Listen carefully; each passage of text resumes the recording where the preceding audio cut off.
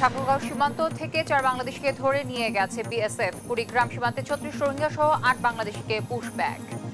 ফেরত যাচ্ছে রাখাইন থেকে পালিয়ে আশ্রয় নেয়া মিয়ানমারের 34 বর্ডার গার্ড। বিকেলে কক্সবাজার বিমানবন্দর থেকে যাত্রা। ঢাকা সহ দেশের 35টি বিআরটিএ কার্যালয়ে দুদকের অভিযান। বেশ কয়েকটিতে মিলেছে দালালের উপস্থিতি ও অনিয়মের প্রমাণ। 15 মে থেকে বাজারে আসছে রাজশাহীর গুটি আম। পর্যায়ক্রমে আসবে গোপালভোগ, হিমসাগর ও আম্রপালি। অসাধুদের বিরোধী ব্যবস্থা। মেরপুরে ট্রাক মাইক্রোবাস সংঘর্ষে নিহত বেড়ে 4। চাঁদপুরে শিশুকে বাঁচাতে গিয়ে 2 অটোরিকশা সংঘর্ষে একজনের মৃত্যু। এবং রাঙামাটিতে শুকিয়ে গেছে ঝিরি ঝর্ণা। দুর্গম পাহাড়ি এলাকায় সুপেয় পানির তীব্র সংকট, বাড়ছে স্বাস্থ্য ঝুঁকি।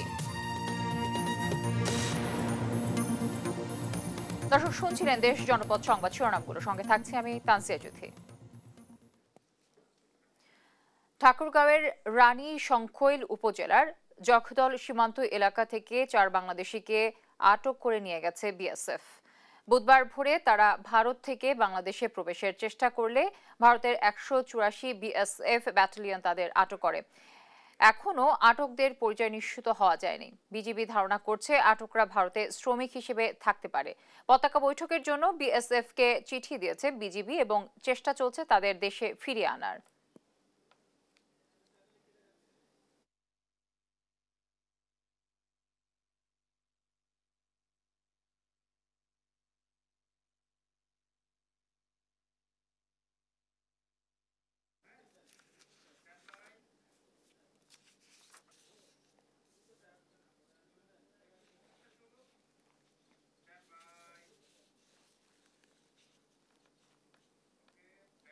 কুড়িগ্রামের রৌমারী ও ভুরুঙ্গামারী সীমান্ত দিয়ে অবৈধভাবে বাংলাদেশে প্রবেশকালে 36 রোহিঙ্গা সহ 8 বাংলাদেশিকে আটক করেছে বিজিবি। বুধবার ভোরে রৌমারী সীমান্ত থেকে 30 জন ও ভুরুঙ্গামারী সীমান্ত থেকে 14 জনকে আটক করা হয়। রৌমারী থানার অফিসার ইনচার্জ জানান, বিভিন্ন সীমান্ত দিয়ে রাতের আঁধারে পুশ ইন করা হয় তাদের। সন্দেহ হলে স্থানীয়রা তাদেরকে আটক করে বিজিবির কাছে হস্তান্তর করে। কুড়িগ্রাম 22 বিজিবির অধিনায়ক জানান, ভুরুঙ্গামারী সীমান্ত থেকে আটক 14 জনের মধ্যে 8 জন নারী শিশু এবং বাকি সবাই রোহিঙ্গা। তাদের পরিচয় যাচাই বাছাই চলছে।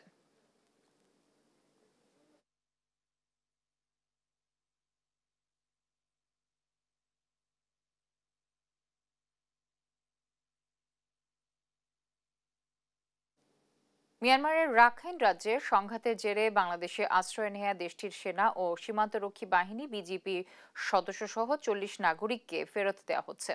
এদের মধ্যে 6 জন বিভিন্ন মেয়াদে সাজাপ্রাপ্ত আসামি। বুধবার সোয়া 11টায় মিয়ানমার সেনা ও বিজিবির 34 সদস্যকে কড়া নিরাপত্তায় বাসে করে কক্সবাজার বিমানবন্দরে আনা হয়। 12টার দিকে কক্সবাজার জেলা কারাগার থেকে সাজা ভোগ শেষে মিয়ানমারের নাগরিক 6 আসামিকে প্রিজন ভ্যানে করে নিয়ে আসা হয়।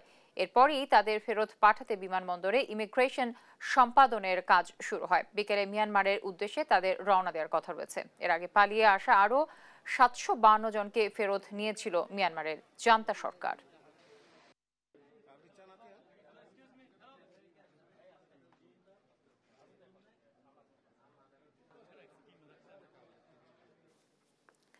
মিয়ানমার থেকে পালিয়ে আসা 34 বিজিবি সদস্যকে ফেরতের সবশেষ তথ্য জানাতে যুক্ত হচ্ছেন সহকর্মী আব্দুল রহমান। বিজিবির সদস্যদের ফেরত পাঠানোর প্রক্রিয়ার সবশেষ কি তথ্য আছে আপনার কাছে, আমাদের দর্শককে যদি জানাতেন।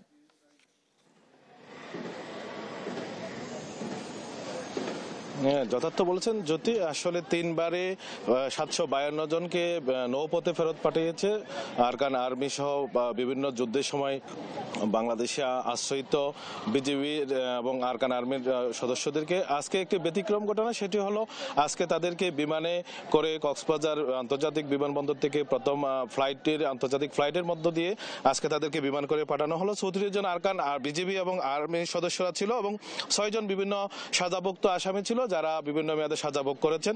আমাদেরকে যেমনটি জানিয়েছেন বিজিবি এবং কক্সবাজার জেল সুপার, তারা 6 জন জেলখানায় আটক ছিল এবং 34 জন বিজিবির আন্ডারে তাদের আটক ছিল এবং তাদেরকে আজকে সকাল 11টা নাগাদ কক্সবাজার এয়ারপোর্টে আনা হয় এবং তাদেরকে ইমিগ্রেশন শেষ করার জন্য বাংলাদেশ সরকার পররাষ্ট্র মন্ত্রণালয়ের বিভিন্ন অধিদপ্তর কর্মকর্তারা কক্সবাজার এয়ারপোর্টে এসেছিলেন এবং সেখান থেকে তাদেরকে পরীক্ষাক্রম বিভিন্ন কার্যক্রম শেষ করে 2টা 45 নাগাদ একটি বিশেষ বিমান যোগে তাদেরকে আরাকানের উদ্দেশ্যে বিমানটি ছেড়ে গিয়েছে বলে বিমান কর্তৃপক্ষ আমাদেরকে জানিয়েছে। এবং আরেকটা যে তথ্য জানিয়ে রাখি, বাংলাদেশে সীমান্তের যেই গোলযোগটি শুরু হয়েছে ওই সময় বিভিন্ন বিজিবি এবং আরাকান সদস্যরা এখানে আশ্রয় নিয়েছিল এবং সেই আশ্রিত চতুর্থ ধাপ এটি, এবং এটার মধ্য দিয়ে তাদের যে আশ্রিত বিজেপি সদস্যরা ছিল সেটা শেষ হয়েছে বলে আমাদেরকে জানিয়েছে। আগামী 13 তারিখে স্বরাষ্ট্র উপদেষ্টা কক্সবাজারে আসবেন।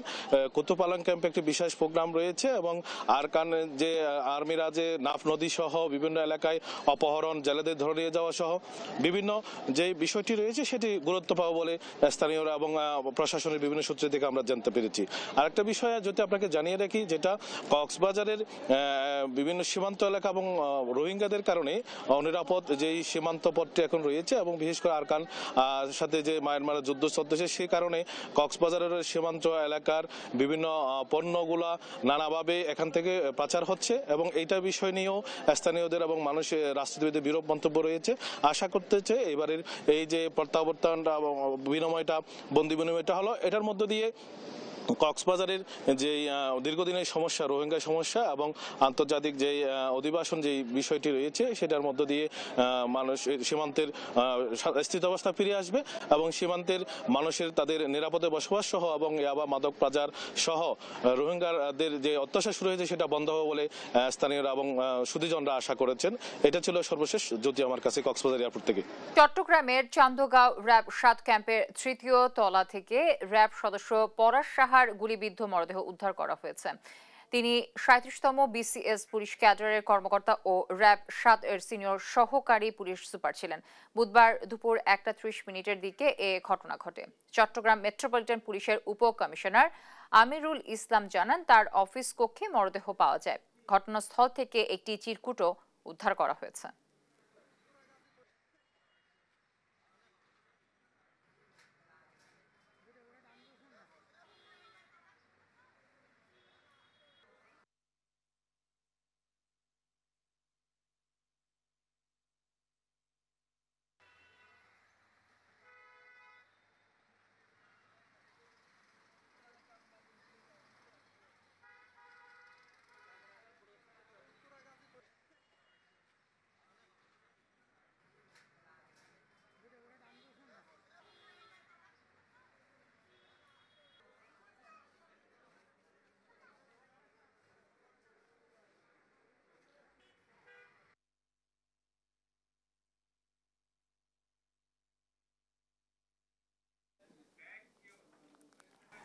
রাজধানী সহ ৩৫ জেলায় নানা অনিয়মের অভিযোগ তদন্তে বিআরটিএ কার্যালয়ে অভিযান চালিয়েছে দুদক। বিভিন্ন জায়গায় আকস্মিক অভিযানে প্রাথমিকভাবে অনিয়মের প্রমাণও পেয়েছে তারা। মিলেছে দালালদের উপস্থিতির প্রমাণ। প্রয়োজনীয় রেকর্ডপত্র তদন্ত করে অনিয়ম পেলে ব্যবস্থা নেওয়ার কথা জানিয়েছে দুদক। সহকর্মীদের পাঠানো তথ্যচিত্রে টুম্পা আফরোজের রিপোর্ট। গাড়ির ফিটনেস পরীক্ষা, লাইসেন্স করা সহ নানা অনিয়মের অভিযোগ তদন্তে চট্টগ্রামে বিআরটিএ কার্যালয়ে অভিযান চালিয়েছে দুদক। বুধবার সকাল থেকে দুপুর পর্যন্ত বিআরটিএর প্রধান কার্যালয়ে সংস্থাটির উপপরিচালকের কক্ষে বিভিন্ন নথি পর্যালোচনা করেন দুদকের তদন্তকারী দল। বিআরটিএর সহকারী পরিচালক রায়হানা আক্তার, মোটরযান শাখার পরিদর্শক আব্দুল মতিন সহ 4 কর্মকর্তার বিরুদ্ধে অভিযোগ পাওয়া গেছে বলে জানিয়েছে দুদকের চট্টগ্রাম জেলা কার্যালয়ের সহকারী পরিচালক। আমি একটু দেখে বলি, আব্দুল মতিন সহকারী মোটরযান পরিদর্শক, আরেকজন হচ্ছে টিপু সুলতান উচ্চমান সহকারী এবং একজন হচ্ছে সহকারী রাজস্ব কর্মকর্তা সলিমুল্লাহ, আর একজন দালালের নাম এখানে এসেছে রুবেল। আমরা গোপনে বাগেরহাট বিআরটিএ কার্যালয়েও অভিযান চালিয়েছে দুদক। বুধবার দুপুরে বিআরটিএ কার্যালয়ে দালালদের উপস্থিতি, পরীক্ষা প্রশিক্ষণ ছাড়াই বিআরটিএ থেকে মোটরসাইকেলের ড্রাইভিং লাইসেন্স প্রদান, বিআরটিএ কর্মকর্তাদের সেবা প্রদানের প্রতিশ্রুতিতে বিকাশ নগদের মাধ্যমে মুঠোফোনে অনৈতিক আর্থিক লেনদেনের প্রমাণ পেয়েছে দুদক কর্মকর্তারা। তাদের মোবাইলগুলো প্রাথমিকভাবে আমরা একটু চেক করার চেষ্টা করি, কারণ আমাদের কাছে তথ্য ছিল যে তারা মোবাইলের মাধ্যমে লেনদেন করে এবং বিভিন্ন গ্রাহককে হয়রানি বা অসৎ উপায়ে তারা অর্থ উপার্জনের চেষ্টা করে। দিনাজপুরে বুধবার সকাল থেকে বিআরটিএ অফিস সহ আশেপাশের 4টি কম্পিউটারের দোকানে অভিযান চালিয়ে বেশ কিছু গুরুত্বপূর্ণ কাগজপত্র জব্দ করেছে দুদক। বিআরটিএ গোপালগঞ্জ অফিসে সাদা পোশাকে গোপন অভিযান চালিয়েছে দুদকের একটি দল। সারা দেশে দুদকের অভিযানের খবরে বিআরটিএ অফিস থেকে সটকে পড়ে দালাল চক্র। পরে অভিযানে সেবাগ্রহীতাদের হয়রানি, দালাল চক্রের উপস্থিতি সহ বিভিন্ন অনিয়মের সত্যতা পায় দুদক। সারা দেশে অভিযান হচ্ছে, তো কোথাও জেনে গেছে যে আমরা এখানে আসছি, তো দালালগুলো আমরা আসার খবর পেয়ে আমরা যখন মুভ করতেছিলাম তখনই তারা সটকে পড়ছে। টাকা না দিলে পরীক্ষায় ফেল দেখানো হয়, দালাল ছাড়া কোনো কাজই হয় না। বিআরটিএর পাবনা কার্যালয়ে দুদকের আকস্মিক অভিযানে এমন তথ্য উঠে এসেছে। রেকর্ডপত্র পেলেই সেগুলো দুদকের কেন্দ্রীয় কার্যালয়ে পাঠানোর কথা বলে প্রয়োজনীয় ব্যবস্থা গ্রহণের কথা জানায় দুদক। টুম্পা আফরোজ, নিউজ ডেস্ক, দেশ টিভি। বিআরটিএ কার্যালয়ে দুদকের অভিযান নিয়ে আরো জানাতে চুয়াডাঙ্গা থেকে সরাসরি যুক্ত হচ্ছেন সহকর্মী খায়রুজ্জামান সেতু। অভিযানে কি কি প্রমাণ মিলেছে এবং কি বলছে আসলে দুদক কর্মকর্তারা, কি তথ্য রয়েছে আপনার কাছে? ধন্যবাদ জুটি। আপনি কিছুক্ষণ আগে শুনছিলেন যে আমাদের চুয়াডাঙ্গা সহ দেশের 35টি জেলাতে কিন্তু বিআরটিএ কার্যালয়ে কিন্তু দুদকের সমন্বিত কার্যালয়ে অভিযান চালিয়েছে। এটা কিন্তু একযোগেই শুরু হয়েছে আর আজকে, এটা ঢাকা অফিসের নির্দেশেই চালিয়েছে। তো তার ভিতরে কিন্তু চুয়াডাঙ্গাও ছিল। চুয়াডাঙ্গা থেকে কিন্তু আজকে বেলা 1টার দিকে কিন্তু দুর্নীতি দমন কমিশনের সমন্বিত কার্যালয় ঝিনাইদহের একটি টিম অভিযান চালায়। অভিযানের শুরুতে কিন্তু তারা ছদ্মবেশে ওত পেতে বিআরটি অফিসের আশেপাশে তারা দাঁড়িয়েছিল এবং এই দাঁড়িয়ে থাকার পরে বেশ কিছুক্ষণ পরে তারা বলা যেতে পারে পর্যবেক্ষণ করেছে। পর্যবেক্ষণ করার পরে কিন্তু তারা পোশাকে অভিযান শুরু করে। অভিযানের শুরুতেই কিন্তু বিআরটি অফিসের ভিতরে তারা ঢোকে এবং এখানে যে বিআরটি যে সহকারী পরিচালক আছে তার সাথে কথা বলে একই সাথে কিন্তু তারা আমাকে জানিয়েছে যে তারা কিন্তু যে এই চুয়াডাঙ্গা যে বিআরটি অফিসে, এই অফিসে দালালের উপস্থিতি আছে এটা তারা কিন্তু ইতিমধ্যে কিন্তু তারা জানতে পেরেছে এবং তারা বেশ কিছু নামও সংগ্রহ করেছে। তবে এবং এই যে নামগুলো পেয়েছে সেই ব্যক্তিকে এখনো তারা বের করতে পারেনি কিংবা ট্রেস করতে পারেনি বলে আমাদের জানিয়েছে। তবে তারা খুব শীঘ্রই এই ব্যক্তিদের খুঁজে বের করে আর কি আইনের আওতায় আনবে বলে আমাদেরকে জানিয়েছে। শুধু তাই না, এই সময় কিন্তু বেশ কিছু নমুনাও সংগ্রহ করেছে এই দুদকের এই টিম এবং এই নমুনা সংগ্রহ করে কিন্তু তারা তাদের সংশ্লিষ্ট দপ্তরে প্রেরণ করবে বলে জানিয়েছে আর কি আমাদেরকে। তো এই ছিল চুয়াডাঙ্গা থেকে বিআরটি অফিস থেকে সর্বশেষ সংবাদ। ঠাকুরগাঁও সীমান্ত থেকে 4 বাংলাদেশিকে ধরে নিয়ে যাওয়ার বিষয়ে আরো জানাতে যুক্ত হচ্ছেন সহকর্মী শাকিল আহমেদ। শাকিল, কেন বাংলাদেশিদের নিয়ে গেছে বিএসএফ, কি তথ্য রয়েছে আপনার কাছে নিয়ে? ধন্যবাদ। আমি একটু জানাতে চাই যে আজ ভোর 5:30টার দিকে ঠাকুরগাঁও জেলার রানীশঙ্কল উপজেলার কাশীপুর যে ইউনিয়ন রয়েছে সেই ইউনিয়নের জগদল সীমান্তের ওপার থেকে, এক কথায় বলতে গেলে ভারতের অভ্যন্তর থেকে 4 জন বাংলাদেশি নাগরিককে ধরে নিয়ে গেছে ভারতীয় সীমান্তরক্ষী বাহিনী। তো আজকে বিকালে এই বিষয়ে সীমান্ত এলাকার শূন্য রেখায় পতাকা বৈঠক অনুষ্ঠিত হওয়ার কথা ছিল। তো আমরা কিছুক্ষণ আগে ঠাকুরগাঁও 50 বিজিবির সাথে যোগাযোগ করলাম। তারা যেমনটি আমাদের জানিয়েছেন যে এখন পর্যন্ত পতাকা বৈঠকটি অনুষ্ঠিত হয়নি। তো পতাকা বৈঠকটি অনুষ্ঠিত হলে সেখানে তারা এই আটক 4 জনের পরিচয় জানতে পারবেন যে আসলে তারা কারা। এই ছিল ঠাকুরগাঁও থেকে সর্বশেষ। দেখছেন দেশ জনপদ সংবাদ। দর্শক, যেমনটি বলছিলাম, চট্টগ্রামের চান্দগাঁও র্যাব 7 ক্যাম্পের 3য় তলা থেকে র্যাব সদস্য পলাশার গুলিবিদ্ধ মরদেহ উদ্ধার করা হয়েছে। আমি সংবাদের প্রথমে বলছিলাম, এ নিয়ে আরো বিস্তারিত জানাতে যুক্ত হচ্ছেন সহকর্মী আজিজা হক পায়েল। আসলে কিভাবে র্যাব সদস্যের মৃত্যু হতে পারে, কি বলছে আইন শৃঙ্খলা বাহিনী? যুদ্ধে যেমনটি বলছিলেন, আজকে দুপুর 12:30টার সময় র্যাব 7 এর কার্যালয়ে, বহদ্দারহাট কার্যালয়ে একজন সিনিয়র সদস্য সুসাইড করেছে। তেমনটি ধারণা করা হচ্ছে। রক্তাক্ত অবস্থায় তাকে চট্টগ্রাম মেডিকেল কলেজ হাসপাতালে নিয়ে আসা হয় এবং এখন তাকে মর্গে নিয়ে আসা হয়েছে। আমি আছি এই মুহূর্তে মর্গের সামনে, আমরা দেখতে পাচ্ছি তাকে মর্গে আনা হয়েছে। তার পরিবারের সকলেই এসেছিলেন মেডিকেল কলেজ হাসপাতালে, স্ত্রী ছিলেন তার মেডিকেল কলেজ হাসপাতালে। আমরা যতটুকু কথা বলে জানতে পেরেছি, র্যাবের অধিনায়কের সাথে কথা বলে জানতে পারছি, তিনি আমাদেরকে জানিয়েছেন আজকে তারা একটি অপারেশনে যাওয়ার জন্য বের হয়েছেন। এমন সময় হঠাৎ করে প্রস্তুতি নিচ্ছিলেন, এমন সময় হঠাৎ করে গুলির শব্দ শুনে তার সহকর্মীরা রুমে আসেন এবং তাকে রক্তাক্ত অবস্থায় মাটিতে পড়ে থাকতে দেখে তাকে দ্রুত হাসপাতালে নিয়ে আসেন, এমনটি তিনি আমাদেরকে জানিয়েছেন। এবং সেই সময় তার ওখানেই একটি চিরকুট পাওয়া যায় এবং চিরকুটে লেখা ছিল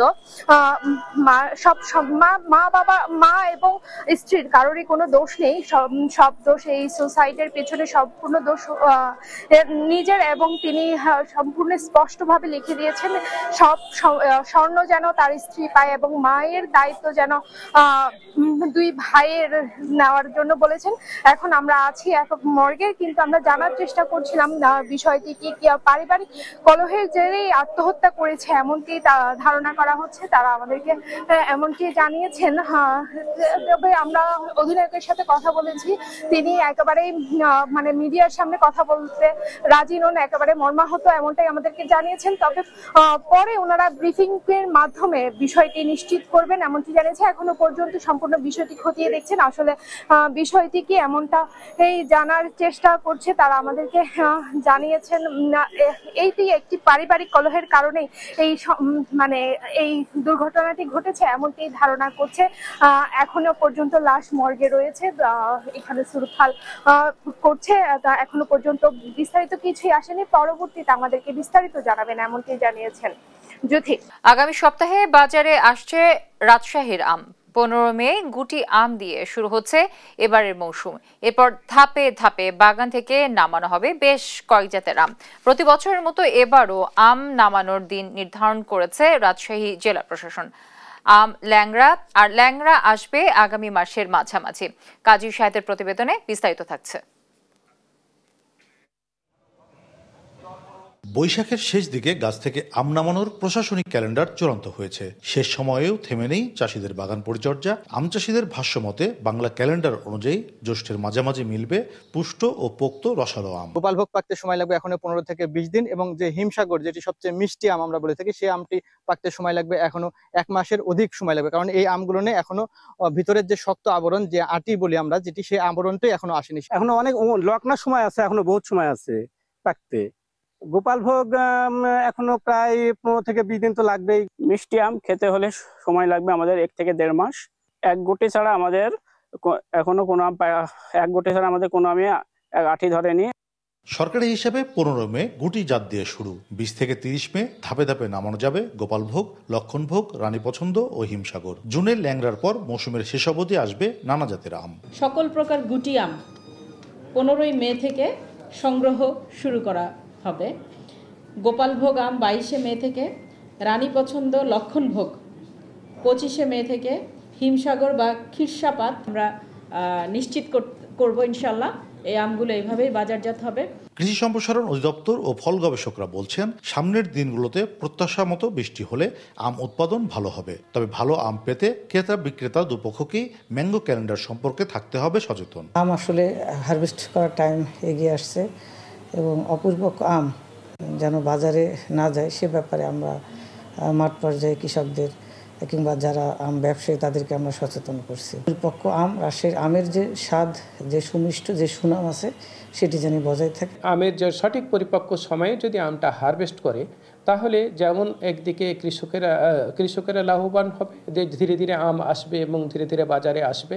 একদিকে কৃষকেরা যেমন লাভবান হবে জাত অনুযায়ী, তেমন আপনার ভোক্তারাও কিন্তু সেখানে আপনার পুষ্ট এবং ভালো মানের আম পাবে। রাজশাহীতে এবার 19,600 হেক্টর জমিতে আম উৎপাদনের লক্ষ্যমাত্রা ধরা হয়েছে 2,60,000 মেট্রিক টন, যা গত বছরের সমান। কাজী সাহেদ, দেশ টিভি, রাজশাহী। রাষ্ট্রীয় মর্যাদায় নাটোরে বীর মুক্তিযোদ্ধা ও প্রবীণ সাংবাদিক নবিউর রহমান পিপলুর দাফন সম্পন্ন হয়েছে। বুধবার সকালে কান্তিভিটা ঈদগাহ মাঠে তাকে গার্ড অফ অনার প্রদান করেন সদর উপজেলার ইউএনও আক্তার জাহান সাথী। পরে জানাজা শেষে গাড়িখানা কেন্দ্রীয় গোরস্থানে দাফন করা হয়। নবিউর রহমান পিপলু ব্লাড ক্যান্সার ও বোন ম্যারো রোগে ভুগে মঙ্গলবার ঢাকার একটি হাসপাতালে মৃত্যুবরণ করেন। মৃত্যুকালে তার বয়স ছিল 68 বছর। তিনি 21 টিভি ও দৈনিক সমকালের নাটোর প্রতিনিধি ছিলেন। তার মৃত্যুতে গভীর শোক জানিয়েছে সাংবাদিক, বীর মুক্তিযোদ্ধা সহ বিভিন্ন মহল।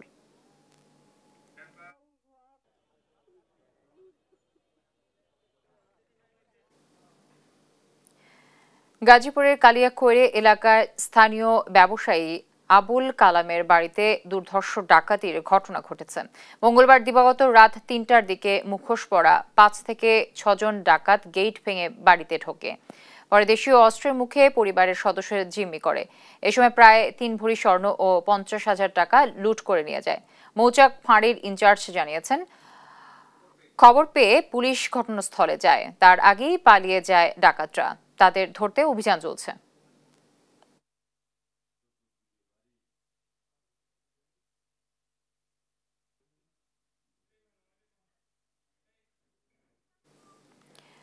নোয়াখালীর চাটখিল উপজেলায় বসতঘরে ঢুকে তাহেরা বেগম নামে এক বৃদ্ধাকে হত্যা করেছে দুর্বৃত্তরা।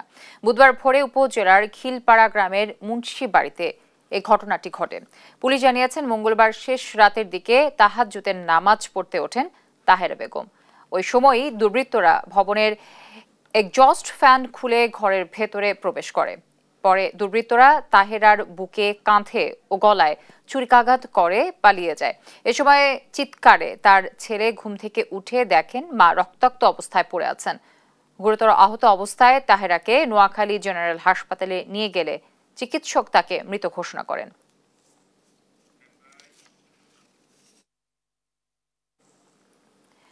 বুধবার ২৫শে বৈশাখ রবীন্দ্র জয়ন্তী। কবির ১৬৪তম জন্ম উৎসবে তার স্মৃতি বিজড়িত নওগাঁর পতিশর কাচারি বাড়িতে চলছে নানা প্রস্তুতি। আয়োজন করা হয়েছে ৩ দিনের উৎসব। সহকর্মী কাজী কামাল হোসেনের রিপোর্ট, জানাচ্ছেন শামীম হোসেন। নওগাঁর পাতিশর কাচারি বাড়ি। বিশ্বকবির স্মৃতি বিজড়িত কাচারি বাড়িতে বছরব্যাপী দর্শনার্থীদের আনাগোনা থাকলেও ২৫শে বৈশাখ জন্ম জয়ন্তীতে মুখর হয়ে ওঠে কাচারি বাড়ির আঙ্গিনা। এরই মধ্যে নতুন রং তুলির আঁচড়ে সাজানো হয়েছে কাচারি বাড়ি। প্রস্তুত করা হচ্ছে দেবেন্দ্র মঞ্চ। দেশের বিভিন্ন প্রান্ত থেকে ছুটে আসছেন রবীন্দ্র ভক্ত ও দর্শনার্থীরা। মনে হচ্ছে যে যখন রবীন্দ্রনাথ ছিলেন তখন আসলে পরিবেশটা কেমন ছিল অনুভব করার চেষ্টা করছিলাম।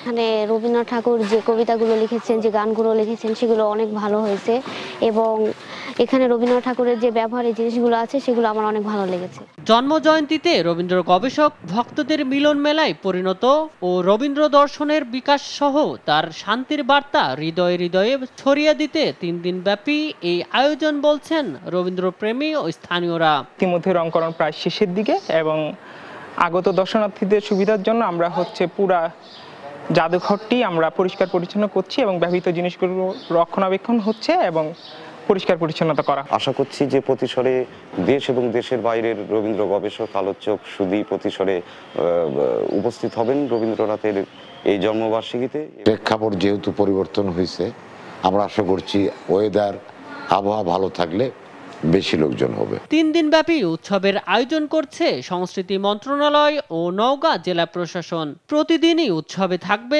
কবির জীবনী ও সৃষ্টি নিয়ে আলোচনা এবং সাংস্কৃতিক পরিবেশনা। ওই এলাকার জনগণের দীর্ঘদিনের যে কৃষ্টি, কালচার এবং সংস্কৃতির একটা অংশ হিসেবে রবীন্দ্রনাথ দাঁড়িয়ে গেছে, সেটি অনুষঙ্গ হিসাবে এই ৩ দিন ওই অঞ্চলের লোকজন, ওই অঞ্চলের যারা অতিথি আসবেন, তারা প্রত্যেকে এটা সুন্দরভাবে উপভোগ করতে পারবেন। রবীন্দ্রনাথ ঠাকুর কালীগ্রাম পরগনার জমিদারি লাভ করে 1891 সাল থেকে 1937 সাল পর্যন্ত এখানে আসতেন নিয়মিত। নিউজ ডেস্ক, দেশ টিভি। দেখছেন দেশ জনপদ সংবাদ।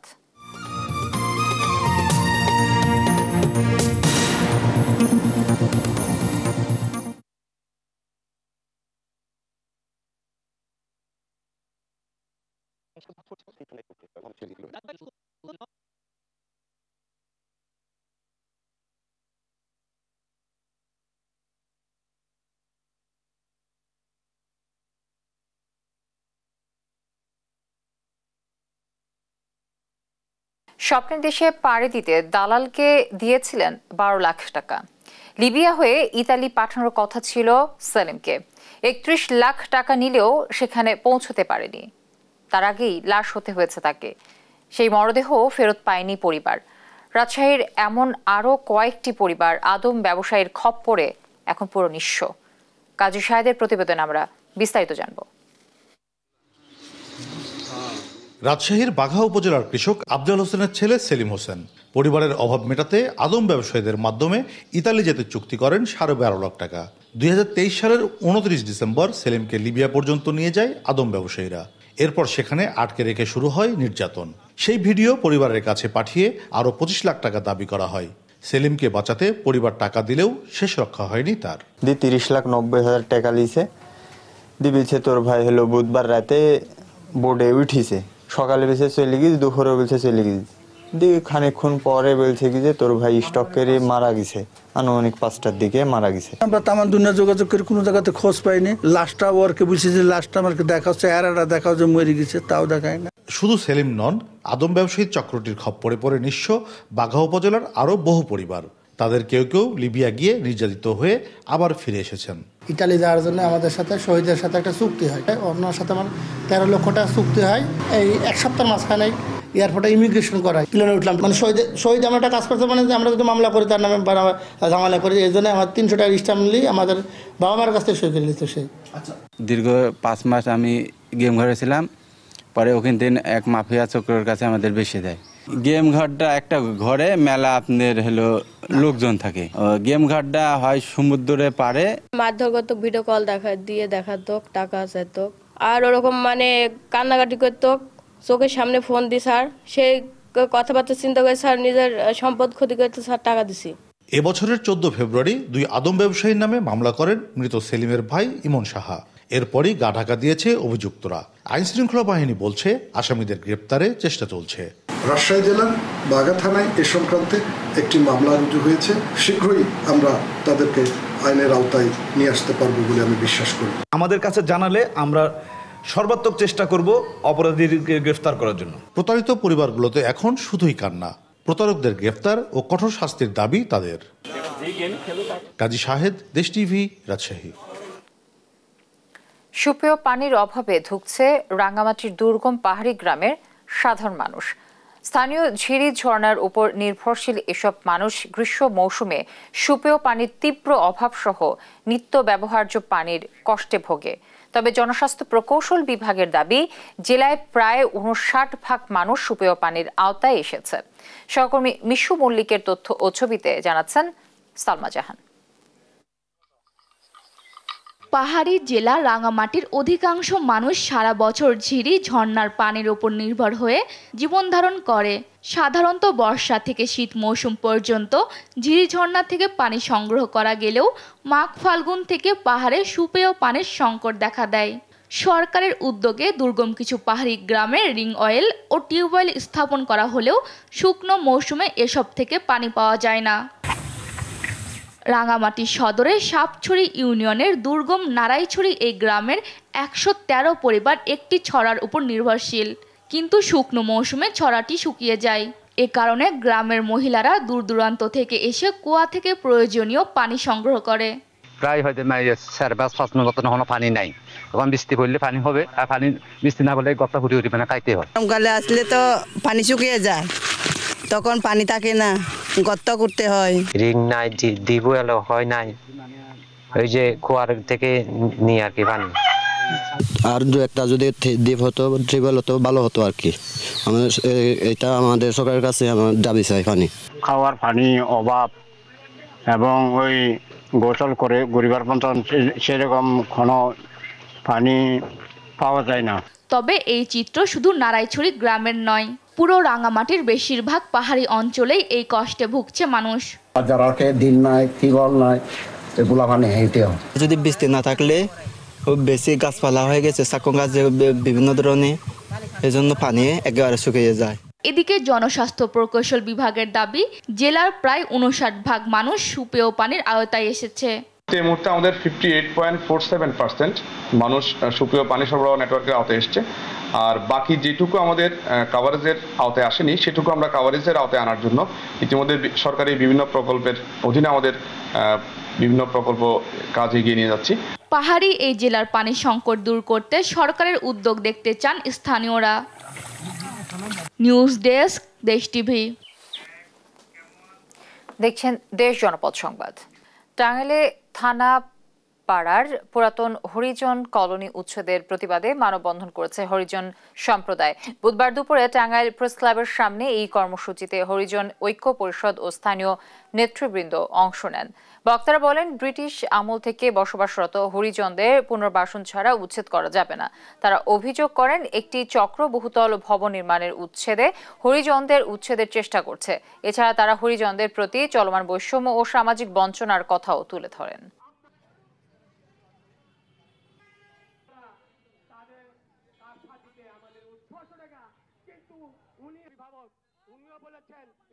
আমরা জেলা প্রশাসকের কাছে গেছি, সে বলেছেন আমাদের কথা বলে যে উচ্ছেদ করবে তাদেরকে প্রতিহত করবে। এই হরিজন সম্প্রদায় জনগোষ্ঠী সেই জনগোষ্ঠী এই টাঙ্গাইল শহরে রাতের বেলা তারা পরিচ্ছন্ন করে রাখেন, যাতে সকালবেলা আমরা টাঙ্গাইলের সাধারণ জনগণ আমরা যেন একটি সুন্দর সকাল উপহার পাই। কুমিল্লার ঐতিহ্যবাহী খাদি কাপড় জিআই পণ্যের স্বীকৃতি পাওয়ায় খুশি খাদি সংশ্লিষ্ট ও স্থানীয়রা। হাতে বোনা বিশেষ এই কাপড়ের দেশজুড়ে খ্যাতি থাকায় মানসম্পন্ন পণ্য সবার কাছে পৌঁছে দেওয়ার ব্যাপারে আশাবাদী তারা। আর জিআই পণ্যের স্বীকৃতি পাওয়ায় মানুষের কাছে এ কাপড় নিয়ে আগ্রহ তৈরি হবে বলেও মনে করেন তারা। সহকর্মী সুমন কবিরের প্রতিবেদন জানাচ্ছেন টুম্পা আফরোজ।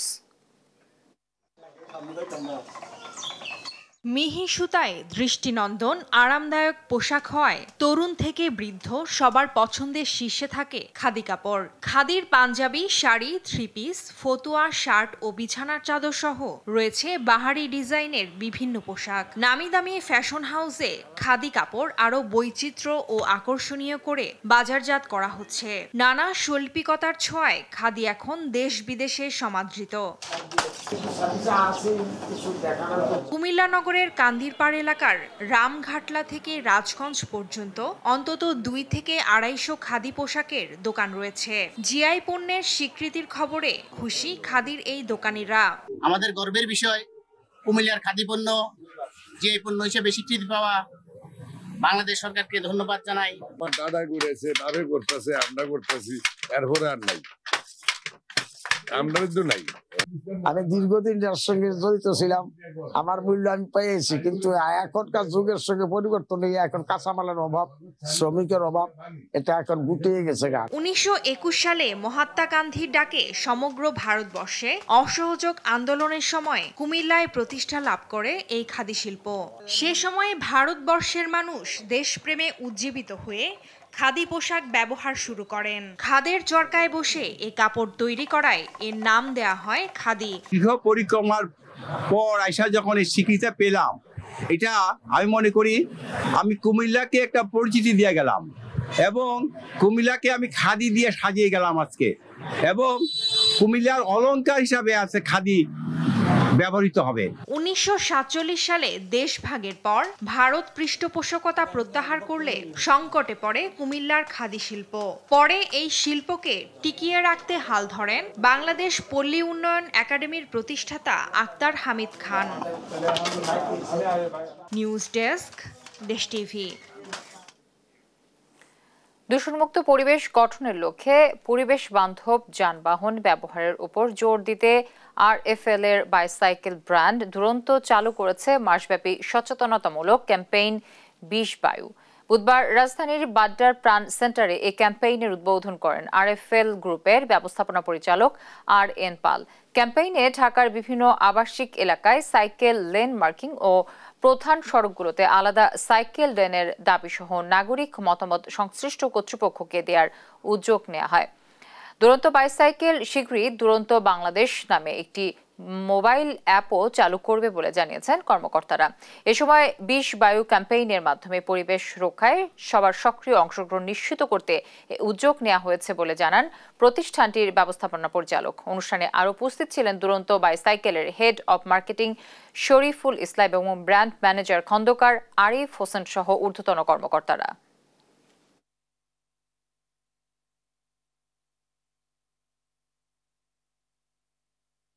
কক্সবাজার সমুদ্র সৈকতে গোছলে নেমে আরাফাত নামে এক পর্যটকের মৃত্যু হয়েছে। বুধবার দুপুর 1টার দিকে সৈকতের সুগন্ধা পয়েন্টে এই ঘটনা ঘটে। নিহত পর্যটক চট্টগ্রাম রাঙ্গুনিয়া এলাকা থেকে এসেছিলেন। বিষয়টি নিশ্চিত করে জেলা প্রশাসনের পর্যটন সেলের নির্বাহী ম্যাজিস্ট্রেট জানান, কয়েকজন বন্ধুর সাথে আরাফাত সৈকতে গোসল করতে নামে। এক পর্যায়ে ঢেউয়ের সঙ্গে তলিয়ে যায় সে। অনেক খোঁজাখুঁজি করেও পাওয়া যায়নি তাকে। কিছুক্ষণ পরে ভেসে উঠলে সি সেফ লাইফ গার্ডেন কর্মীরা উদ্ধার করে হাসপাতালে নিলে কর্মরত চিকিৎসক মৃত ঘোষণা করেন।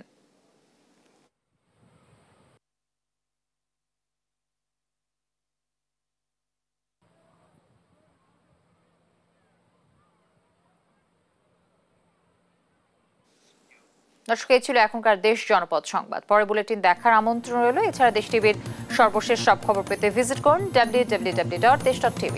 ফেসবুকে আমাদের সঙ্গে যুক্ত থাকুন দেশ টিভি অথবা দেশ টেলিভিশন পেজে। এছাড়া সর্বশেষ সব ভিডিও পেতে ইউটিউবে আমাদের হ্যান্ডেল @দেশ টেলিভিশন অথবা @দেশ টিভি নিউজ লিখে সার্চ করুন। ধন্যবাদ সবাইকে সঙ্গে থাকার জন্য।